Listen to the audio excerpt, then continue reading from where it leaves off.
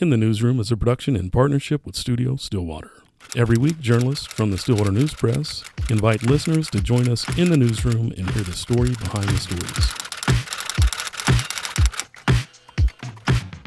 Okay, I'd love to hear more. Kenny Baker, what he thought. So we have that interview lined up too. Yeah, we do. Let's take a look. Chris has got Let's it take a queued listen. up. Kenny Baker, who was the Roughneck advisor for the film. So first of all, thank you, Kenny. It's really nice meeting you. Well, thank you for taking the time to interview me. So, what is it like suddenly being a celebrity? Oh, I'm not a celebrity. I'm just a guy that helped them out, and you know, I'm most excited about that that we've took a positive forward way for Oklahoma people and even in the oil field in my industry. So I'm okay with it. I like to talk to people. I love people. That's how come me and Matt and Tom are so good friends, because I just love people. Well, you know, one of the things that Matt said when I talked to him was that there had been, he felt like anyway, there might be some concern about like how this guy was going to be portrayed. You know, the idea that maybe, you know, people from Oklahoma would be made fun of or something. I mean, what were you feeling when you first heard that movie people wanted to talk to you about this? Well, we was okay with all of it until we got right down to the end of it, and we was going to sign off and do, you know, our cactus name and all that, and I knew he had made some comments that, you know, how some people are and this and that, and I didn't really know the story. And so I just told Tom, I said, hey, I'm helping you, and we're going to help you, but, you know, we'll if you're going to make fun of us and you're going to think, because, you know, used to back in the day, there was a name called oilfield trash, and that's not what we are now. We're not oilfield trash. And that was one of my main concerns, is I didn't want to be portrayed as oilfield trash. I didn't want our industry or even Oklahoma, because, you know, a lot of people, if you come to Oklahoma, you know how we are, but if you ain't been to Oklahoma, you might think we're in teepees and chasing buffaloes, and I'm being serious, because that's some of the stuff that they told me. But, you know, the movie is, you know, there is a guy that he ain't made the right decisions, and he ain't done, you know, good as a father, and, you know, and that's what he portrayed. And is there people like that out there that didn't make the right decisions? Yeah, there is in all industries. But this guy's trying. Bill Baker's trying to be better. He's trying to do the right things. He's praying. He's doing all, you know, he's trying to do better. So it all turned out real well, in my opinion. Yeah, I thought so too. It was kind of funny because talking to both Tom and Matt, you know, I mean, especially with Tom, he's, you know, I forget that for people outside of Oklahoma, this is exotic. Yes. You guys are, I mean, he's talking about, you know, oil field workers, and he's just like, those roughnecks, they're iconic. I mean, you guys are literally the guys that we see parked next to us when we go to Sonic. Yes, ma'am. So, you know, it's nothing special to us, but to people outside, it's this really interesting thing that does seem very, I guess, sort of exotic. Also, he talked about coming to Oklahoma like I would think about going to France. Right. And one thing, you know, he kept talking about how strong we were and stuff like that. And at one time we was at the Cactus office, and what we did is we had a tong head, and, you know, anybody that knows anything about the oil field, roughneck, will know what that is, and they're heavy. And Ryan picked it up and showed them, you know, that you got to move this. If you're a roughneck, you got to grab this tong head, you got to stick it in there, and you got to get a pin in there, and you got to do all this stuff, you know. And Matt went to go grab it. Well, it didn't go very good, but he didn't know what it weighed. You know, we knew what it weighed, and he's like, was fascinated, like, man, y'all are strong, like, you know. And that's when he kind of got to figuring out that we're strong and that we're doing, you know, what we're doing. And then he just kept asking us questions, and we went out to there and we showed him, you know, the slips you got to pull, and so he was just fascinated with that. He's just a super nice guy. Yeah. He was easy to teach, easy to show, and he was just a real good guy. You know, it seemed like when I was talking to him, he was really easy to talk to. I read the story in the Marlowe Review. Yes, ma'am. Where you talk about bringing him to the backyard barbecue and having to keep things quiet. What was that like? Keeping it quiet? Like, keep that quiet, and then how did people react when they walked in and they saw Matt Damon? Well, I'd kind of give everybody the heads up there that last, and kind of let them know that you know, he was coming, and that this was going to be something we was going to be working on, and we wasn't going to really share nothing. We wasn't going to act all goofy, and we selected who we knew that was going to do it, and they was all on our side. Just like my cousin Chris, he's the guy that they're talking about singing church songs. He's really excited about that. Everybody, who's that guy they're singing church? That was him. That was my cousin Chris. My daughter was singing the guitar, or playing the guitar. So it's just a real neat experience to us. And he was so down to earth, and we all have this, deal, and we're all excited that we was a part of that. So, keeping it quiet and not really talking about it for 2.5 years, it's a pretty rough deal. We knew one of these days, and we thought it was going to be quicker than that, but when the COVID hit, and we got to talk about it, we just didn't share none of our pictures, and we just didn't do any interviews like this and stuff like that because they asked us not to. And so we've been really cooperative, and I think that's one of the reasons that we've got to do some of the special things is we've done exactly what they want us to do. Yeah, Rachel told me that, that TMZ was trying to find you, and I thought, that's got to be so weird. Like you're, to all of a sudden have these weird, gossip outlets, trying to track you down and stuff. So I was in Colorado in the mountains, and my wife was taking a picture of me and my nephew was on the rocks, and my wife takes a picture. We knew my phone was going to die because we took so many pictures that day. And she comes to me and she's got this really weird look on her face, and I was like, what's wrong? She's like, somebody texted you and your phone died. And she said, but I read the text before the phone died. And I said, well, what was it? And she said, well, it was from the lady that helped you get on this movie deal. And I said, well, what did it say? And she said, well, it said that CNN's trying to find you, TMZ's trying to find you, and the Oklahoma acting office is trying to get your phone number, and they're wanting to release it. This will be a good thing. And I was like, no. And they was like, yeah, but we'd already seen the interview that Matt had went up there, in which I'm up in the Rocky Mountains without any service. So, we had to wait all day. And I was like, well, we waited 2 years for this deal, so it'll be fine. So we waited down there, and we knew that we was going to get to go to New York by then. And so we went down there and called that evening, went down to the town, and we called, and they was like, and in which I got didn't respond to any of them because that's what they asked me not to do, and so I did it. And so I did, CNN, I did do the interview with CNN this morning, and not going to do an interview with TMZ, and so that's that's kind of where we're at on it. It was a neat feeling. It was a funny feeling, but once I got to talk to Ray and the publicist, and they just said, hey man, we want you to see the movie first before you talk to somebody. So I've got to see the movie, and they've turned me loose. So here we go.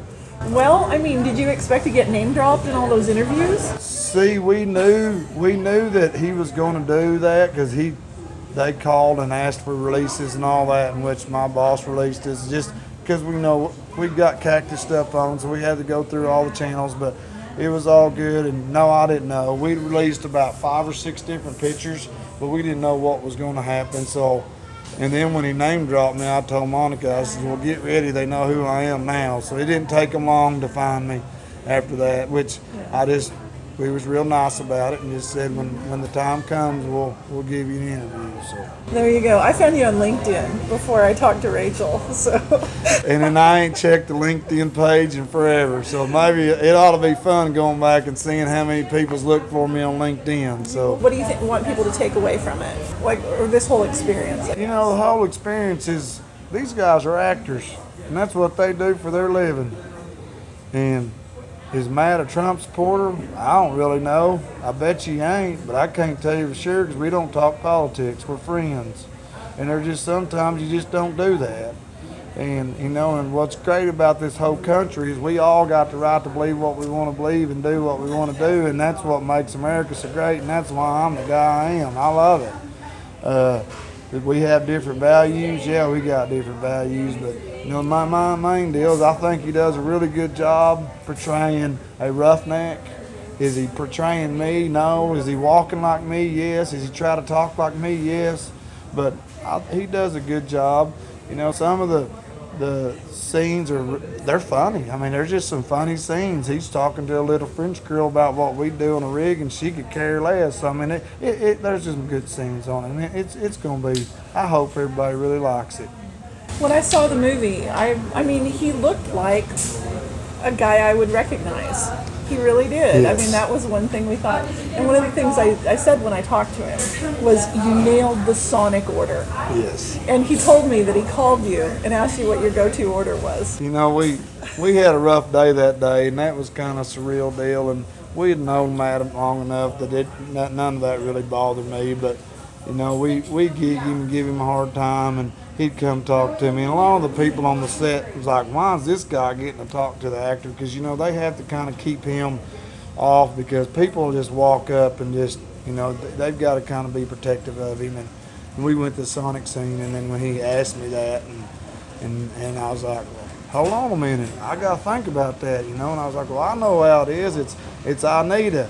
And he's like, Anita, who's that? And I was like, no, Anita foot-long chili cheese coney. So it was a really fun experience. I mean, it was fun for anybody that kind of deal with him. I mean, the one of the ladies from Sonic that was up in the corporate office came down, and, you know, and she said, hey, you think you can take a picture with me? He said, sure, I'll take a picture with you. You know, he's just a really good guy, and he knows that, you know, the people that's out there that wants to take a picture, that's his fans. And, you know, unfortunately, he can't do that for everybody, but when he can, he'll take a picture with you and talk to you. But I mean, he's my buddy. Yeah. It's the only way I can look at it.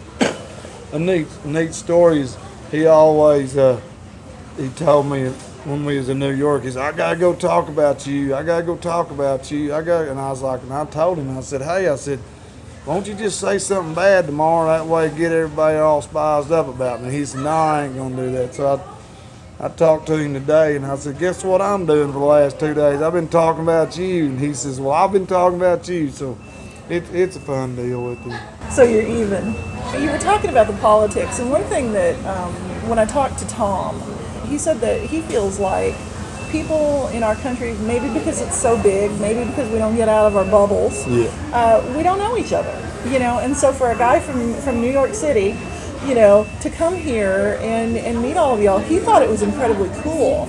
And he was so impressed with everybody he met. And he was just like, you know, these are good guys. I mean, you know, we might disagree on certain policy things or whatever, but these are good guys, and they care about their families, and they work hard, and they, you know, and he was just talking about how he feels like things would be better if everybody could kind of get out of their bubbles and just talk to each other, get to know each other better. He actually told me that this experience kind of gives him more hope for our country. And we had a lot of conversations about that, especially during the pandemic. There was times that we would call and text and send pictures of our kids and just do stuff like that, you know. And I agree. The politic deal, and people want to make everybody, you know, a lot of times we just need to sit back and say, why do you believe this? Why do you believe that? You know, and lots of times we're Okies, and they don't understand why we would carry a gun. They don't understand that. But then I go to New York, and I'm thinking, oh man, but when I'm thinking I ought to carry a gun. Well, I know I can't, you know, and that's just something I was thinking about. But then you go to New York and you walk down the street, and for every city block, there's 10 cops sitting there. Well, I don't need a gun, because they're all right there. But if I'm out in the country somewhere and I'm on my tractor or doing whatever I do, and somebody comes up, a bad guy, and maybe what he's doing something and he's got a gun or whatever, I mean, I need to be, you know, I got to protect. I don't have those 10 cops in there. But and the reason I brought that analogy up is they don't see that. They don't understand, you know. Right. We get in the Ranger and we get Tom and Matt in there, and all the kids pile in the back, and we go running through, you know, a couple hundred acres back through there in the back. Well, they don't get to do that. When you go to New York, you know, if you want to go out in the country, you got to go to Central Park, and that ain't country, but that's the biggest country they got. That's the only place they have. They don't have, if they want to sit on some grass, they got to go to Central Park. And one of the deals we kind of learned up there, a lot of those people don't want to come here and I sure wouldn't want to live up there. Would I go back? Yeah, I'd go back up there to see my friends. Do I want to go back up? And I'd do some tourist stuff. I mean, I don't have to go back to Times Square again. But I mean, I've seen it once, and that's about it. You know, so and a lot of it is getting out of your comfort zone. If you don't ever get out of your comfort zone, you will never grow. And I'm a guy that I do a lot of public speaking, and I love to do, motivational speaking, and that's just one of my dreams. One of these days, that's what I'm going to do full time. But you have to get out of your comfort zone, and I never growed. I never did anything. I didn't. I talk about being from Rush Springs High School, and I graduated 22 out of 27. But when my dad passed away in 1999 and my daughter was born in 2000, a light switch hit me and says, "Hey boy, you got to do something." So I've started growing, and I started getting out of my comfort zone, and I started moving up the ladder. And then when I got my goals, I was like, what do I do next? And then, a tornado hit me, and I actually hit a rig, and then they wanted me to do some public speaking, so I did it, and I was a hit, and I was like, oh wow. And so you've got to get out of that's just kind of my story in a short version, but you have to get out of your comfort zone. And if people would and see the world and be open-minded, they would see exactly what me and Matt and Tom have seen in our friendship. And during the movie, I mean, Bill, he goes through this journey, and then his life is a little bit different, right? Like, his world has changed. The way he looks at the world is a little bit different. It sounds like everybody involved in this kind of did the same thing to a certain degree. So do you think this is going to have some kind of lasting change on your life now that you're in the public eye? Oh no, it ain't gonna change me none. It ain't going to. But it might give me some more. If it creates opportunities, I'm all for it. But I'm still gonna say yes, ma'am, and no, ma'am, and I'm gonna be nice to everybody that comes through. And one thing my cousin said last night, somebody was giving me a hard time, and he says, Kenny Baker is the same Kenny Baker he was yesterday and today, and that's how come we respect him. And that's the way I'm going to be. Everybody in the world's called me Hollywood, and everybody else called me famous. And we're out here at Call Lake at a family reunion, and one of my cousins, they already wanted me to pose for a picture, which I did it just, if they want to pose for a picture, that's fine. And so as long as I can put a smile on somebody's face, I'm good with it. But I'm not famous. Before this, probably the most famous person to come out of Rush Springs High School was Jolene Chaney. Yeah, Joe. What about Joe Dorman? Oh, Joe Dorman, he's a good one. Well, I've done more talking, and my voice is starting to get a little going, but I'm enjoying the ride. And a good friend of mine, D.B. Green from Marlow, he says, Kenny, just ride it out. Just do all you can do. And if I don't do it, then who am I going to make a difference? Maybe somebody will listen to something I say or something we did, it might make a difference in them. And that's a cool thing for me. I feel like whenever people from Oklahoma get the opportunity to represent and get some attention for who we really are and what our lives are really like, I think that's always a good thing. Yeah.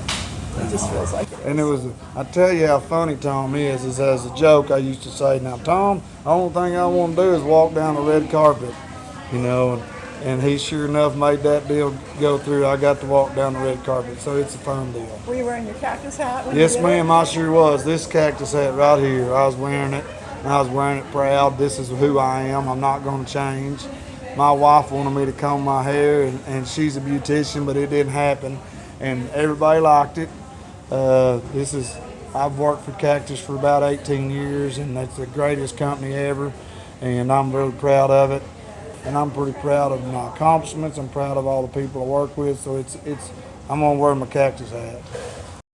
Yes, well, I'm definitely very grateful for Kenny to give us his time like that. Oh, absolutely. He was so nice. I mean, and he was really fun to talk to. And, a lot of good points there. Like, I think we've said that the film is not overtly political, but yeah, there's a lot under the surface, right?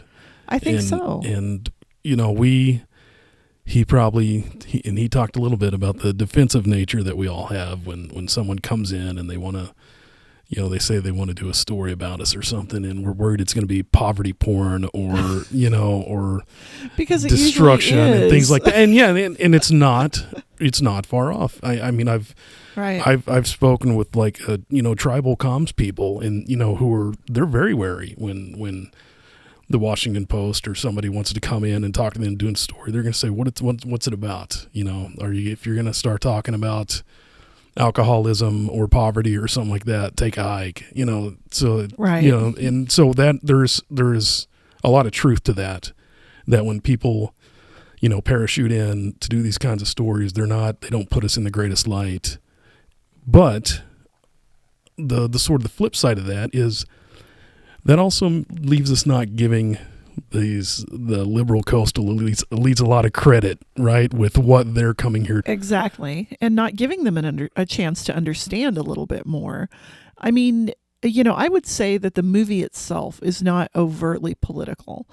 I think there are, there are notes. The interesting thing is, I think that on a personal level, here within our own country, there is so much division and there is so much room for people to misunderstand each other because they don't have those personal connections like Kenny was talking about. They see the sound bites. They think of stereotypes. They think of, and you don't really get to the humanity of that person. And, as I said in one of the interviews, I guess when I was talking to Tom, I just made the comment, people are people. And that's true. I mean, everybody wants the same things at the end of the day. They want a roof over their heads. They want food in their belly. They want somebody to love who loves them back. They want their kids safe. They want somewhere to lay their head at night. They want to feel valued. And that's the human experience for the most part. It doesn't matter how you vote, where you live. People have different ideas. I'm trying to think of a better way to explain this, but basically at the core, if you strip all that away, everybody's kind of the same. And I don't think we take the time to do that. I think we're so put off by the other stuff sometimes that we don't bother to burrow down to the commonalities. And that seemed to me, that's one of the biggest stories that came out of this movie, was that so many of these people made these human connections in ways that maybe surprised them and maybe changed them a little bit. Right. Yeah. And as much as it was for Matt Damon's character to have to bridge that gap, be vulnerable, let people help him, which is another thing that's sort of difficult, for us to do, is sure be vulnerable and let people help us. Yeah, but the French characters also, they had we maybe didn't give them enough credit at first, right? So yeah, exactly. they ended up meeting him halfway too. There's a lot that can be said for that. No, absolutely. Now, one of the things that I did notice when talking to Kenny's got a really heavy accent. And I noticed that Matt Damon picked up on elements of it and used certain things, but he didn't go too over the top with it. Because I kind of feel like that's an accent where if somebody who didn't really talk that way used it, it would almost seem like too much. Right, yeah. Because Kenny's accent is a little exaggerated, is it not? Yeah, he's got a really strong accent. Oklahomans, yeah. And Matt Damon kind of pulled back from that, I would say. Right. But, that's a good choice by him. I thought so too. Otherwise, people might have thought it was sort of a caricature, but yeah, it was. So that was a good choice on his part. Yeah. Now the funny thing is, I've got a photo that Kenny provided me with of him on the red carpet, and he's wearing a suit jacket and his cactus grilling that cap. ball cap. Yes, he is. So he made sure to represent his company when he did that. I would say, my one thing I would say is like that, a foot long coney. That's got to be a once a month, or once every 2 or 3 months kind of treat. You don't feel like that's a daily? That can't be your Sonic order every time you go to Sonic. He's a big tall guy, so he probably doesn't eat them all the time. And now it's funny though, because he's at the movie theater and he's wearing, the button-up plaid shirt, just like, Matt Damon was wearing in the movie, and the cap. He's wearing his good cap though. The nice clean one. So. What was it? Oh yeah, the I need a. I think mine is Let Me Get. I think that's Let Me Get. Can you think at the top of your head what you say at the drive-thru? I'd like.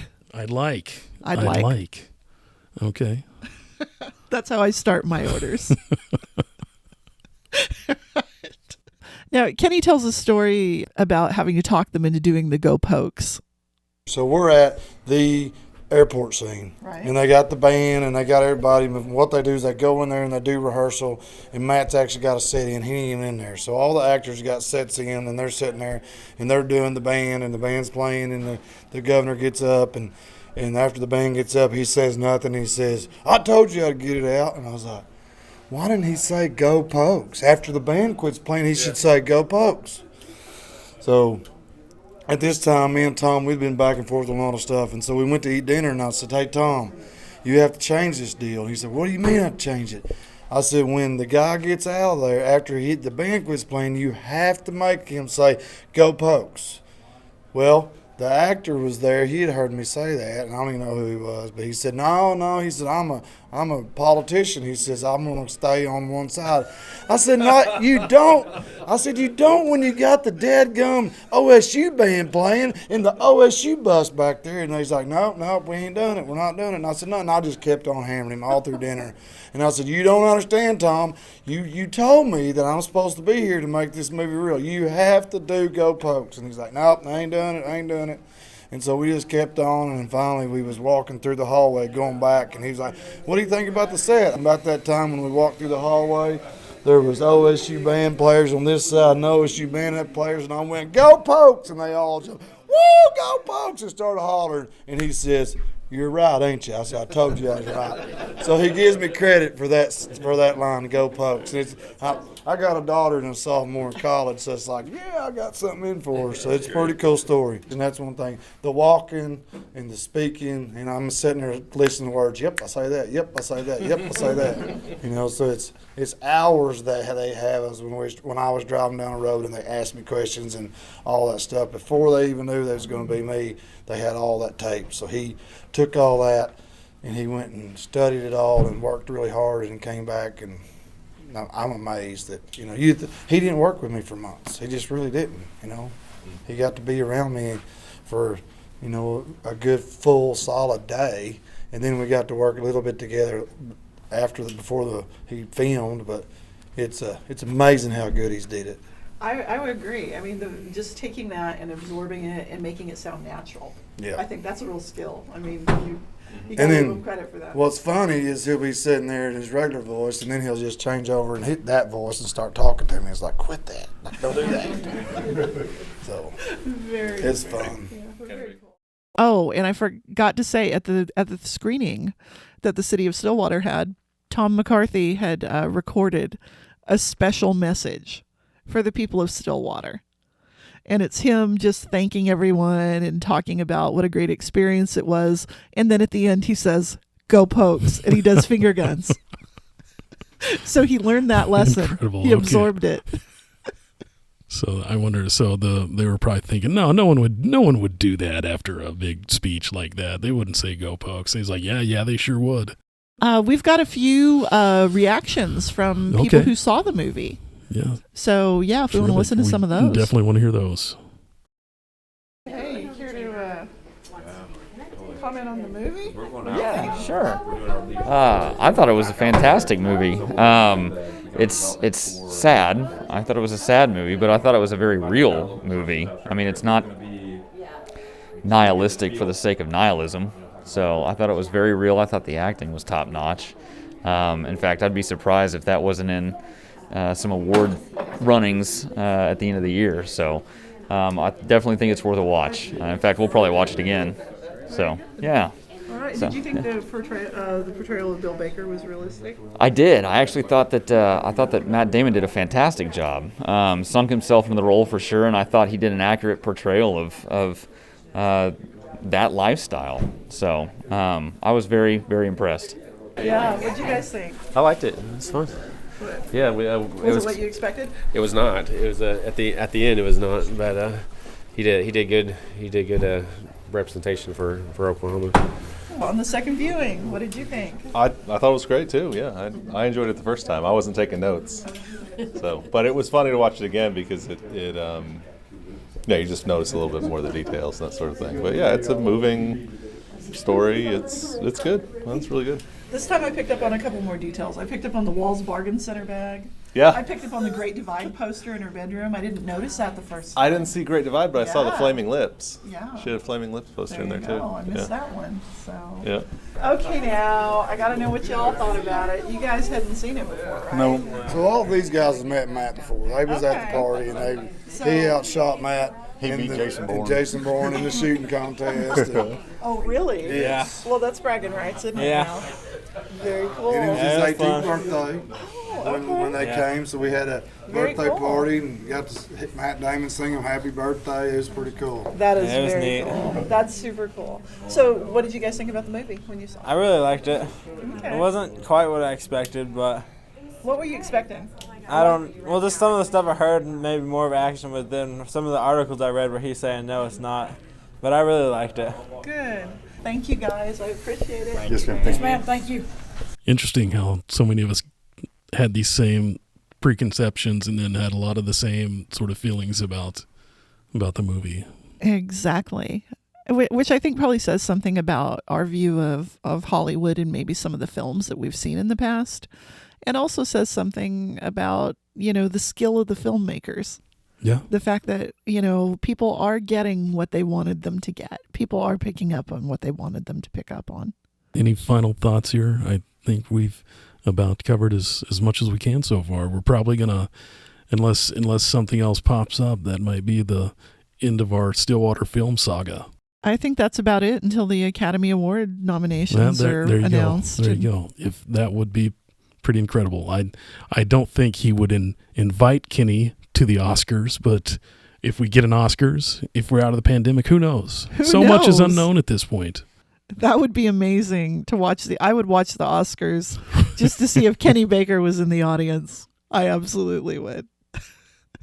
That would be a real win. So I there we think. go. We'll check back in during awards season. Absolutely. So it's great work, Michelle. Thank you. Grabbing all these interviews. It was a lot of fun. It was an adventure. I have to say, I failed miserably with Matt Damon. Oh, we did forget to mention that. Yeah. I actually interviewed Matt Damon and I was all excited about recording it for the podcast. And then I did the classic mistake where you push the button thinking you're pushing it to record and you're actually turning the recording off. That's what I've determined I did. I would love to say that the recorder malfunctioned, but I'm pretty sure it was operator error. And our thanks to Rachel Pickens as well. I don't think, we didn't Yes. mention she had sort of helped you into that introduction with Kenny Baker. Absolutely. Rachel Pickens is friends with Kenny Baker, and he saw the article that I wrote with Tom McCarthy and Matt Damon and liked them. And so I think that anyway, and she passed that along and I told her I would love to talk to him. And it just happened that he was coming to town, so it all worked out. That's terrific. I'm eternally grateful because he was a really fun interview. It was nice to get to meet him. Yeah, a lot of people helped us out, which was really great and gave us their time Absolutely. for a great film that did not make us look bad. It did not. It did not make us look bad at all. No. Even if and if you eat a chili coney once a week, that's your business. Okay. No shame. No, yeah, that's your business. Who are we to judge? We have our own vices. Right. We sure do. Okay, thank you everyone for joining us on this very special episode of In the Newsroom. Thank you for joining us in the Newsroom. Look for Studio Stillwater wherever you find your podcasts. Find archived episodes on stwnewspress.com.